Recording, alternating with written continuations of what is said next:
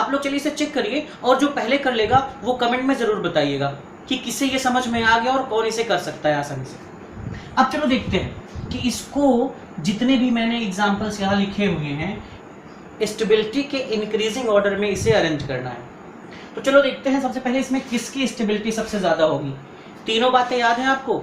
सबसे पहली बात क्या है, positive I generating group around alpha carbon stability को डिक्रीज करेंगे, negative I generating group around alpha carbon stability को इंक्रीज करेंगे, और इंट्रामोलिकुलर हाइड्रोजन बॉन्डिंग जो है वो स्टेबिलिटी को इंक्रीज करेगी। तीन बातें याद रखो, कभी भी कोई भी प्रॉब्लम आप गलत नहीं करोगे, चाहे जिस लेवल की हो। मेरी गारंटी है ये कि आप उस प्रॉब्लम को इजी वे में तुरंत देखते ही कर जाएंगे। तो चलिए देखते हैं यहाँ पर। अब यहाँ देखो ये इलेक्ट्रॉन रिपल करने वाला ग्रुप है। अब यहाँ इलेक्ट्रॉन की डेंसिटी को बढ़ाएगा, यानी लिविंग ग्रुप आसानी से निकल जाएगा, यानी ये सबसे कम स्टेबल होगा। अब इन दोनों को देख लेते हैं। अब यहाँ देखो हमने एक बात थोड़ा जोड़ी थी आगे, शायद आपको याद हो कि जितनी पावर ज्यादा होगी निगेटिव आई जनरेटिंग ग्रुप की, उतना ज्यादा स्टेबिलिटी को बढ़ाएगा जिमडाइऑल की। तो अब चलो चेक करो, यहां पर भी देखो कि अल्फा कार्बन के अराउंड निगेटिव आई जनरेटिंग ग्रुप है, यहां पर भी निगेटिव आई जनरेटिंग ग्रुप के साथ साथ हाइड्रोजन बॉन्डिंग ग्रुप भी है। याद करो, देखो यहां पर ये जो फ्लोरीन है ये क्या करेगा, ये फ्लोरीन हाइड्रोजन बॉन्डिंग भी तो कर सकता है।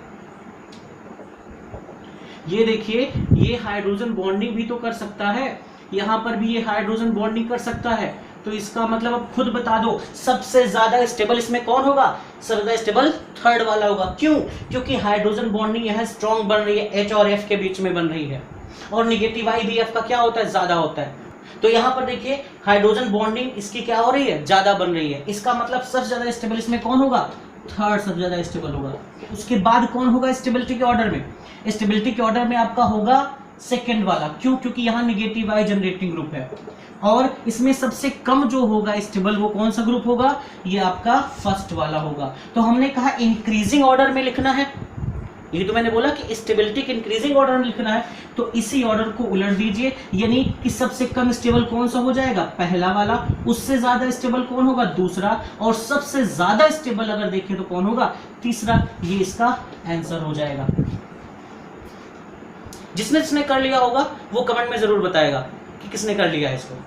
फिर से एक बार समझ लीजिए यहाँ पर क्या हुआ, यहाँ पर फ्लोरीन हाइड्रोजन हाइड्रोजन बॉन्डिंग थी, इसलिए ये सबसे ज्यादा स्टेबल हो गया। क्योंकि हमने पहले ही कहा इंट्रामोलिकुलर हाइड्रोजन बॉन्डिंग स्टेबिलिटी को प्रोवाइड कराता है जिमडाइऑल्स की। यहाँ पर आई नेगेटिव ग्रुप जनरेट करने वाला ग्रुप था, ये भी स्टेबिलिटी प्रोवाइड किया, लेकिन इसकी स्टेबिलिटी जो है इससे कम होगी।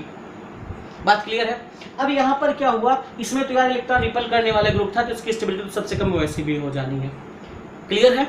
अब अगर यहीं पर मैं एक और लिख देता, जैसे यहाँ कर देता CCl3, और यहाँ पर OH करता, यहाँ पर OH करता, यहाँ पर H करता, तो अब बताओ इसका भी तो आप निकाल सकते हो यार। क्या होगा, सबसे ज्यादा इसकी होगी, उससे कम इसकी, उससे कम इसकी, और सबसे कम इसकी होगी।